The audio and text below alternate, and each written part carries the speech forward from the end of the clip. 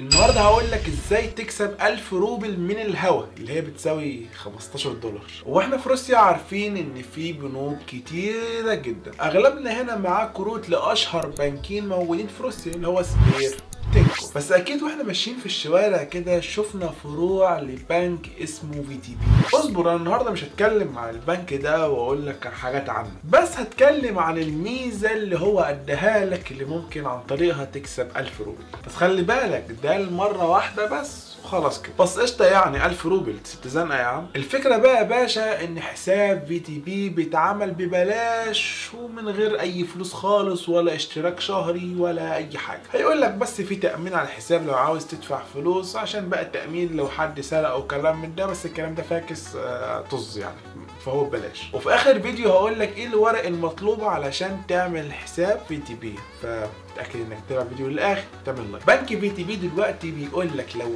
انت عضو جديد اول مره تروح البنك بتاعنا، فانت ليك فرصه انك تكسب 1000 روبل. اللي عليك ببساطه انك هتروح الفرع وتفتح حساب وتعمل كارتة وتروح تحط فيها فلوس وتشتري اي حاجه، وبعدها بشهر هتلاقي في حسابك 1000 روبل. هو ديت حركة كده حلوة من البنك علشان يكتر الأعضاء بتوع البنك، عشان بقى تقول أنا هروح البنك أعمل حساب عشان آخد 1000 روبل، وتقول لصاحبك وصاحبك إيه وكلام من ده. فدي حركة من البنك عشان يكتر الزباين أو يكتر العملاء اللي بيعملوا حساب بنكي عنده. بس عادي يعني، ده في مصلحتنا، بناخد 1000 روبل وخلاص. وطبعا في بنك في تي بي في مميزات كتيرة وممكن أتكلم عليها بعد كده في فيديوهات تانية، يعني مش هتعمل حساب على الفاضي. وبرضه لازم أقول لك إن بنك في تي بي من اكبر البنوك اللي موجوده في روسيا ومن اشهرهم اصلا. وانت لما تروح تعمل كارتة بتاخدها في نفس اليوم، يعني تقعد مثلا في الفرع حوار نصايه او ساعه كده وخلاص كده. طب هتقول لي يا خالد ما انا ممكن اطلب الكارتة دي اونلاين، ليه لازم اروح الفرع؟ الفكره لما تيجي تطلبها اونلاين فيطلب منك حاجات بيانات كده، ودي البيانات بتكون بس للشخص الروسي ما بتكونش للشخص الاجنبي، فمش هينفع تطلبها اونلاين، لازم تروح الفرع. ايه بقى الورق المطلوب منك؟ اول حاجه جواز السفر بتاعك، وطبعا في الفيزا ورقه المطار والاقامه، وطبعا حاجه مهمه بقى اللي هي ترجمه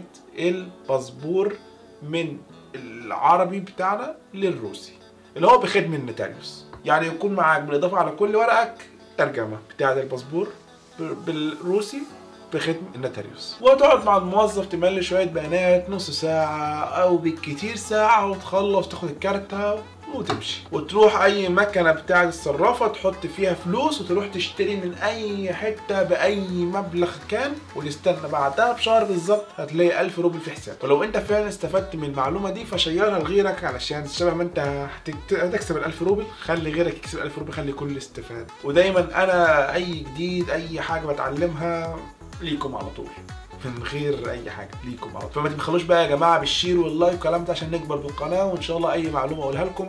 وبس ده كان الفيديو، معلومه بسيطه وفلوس حلوه وبس كده.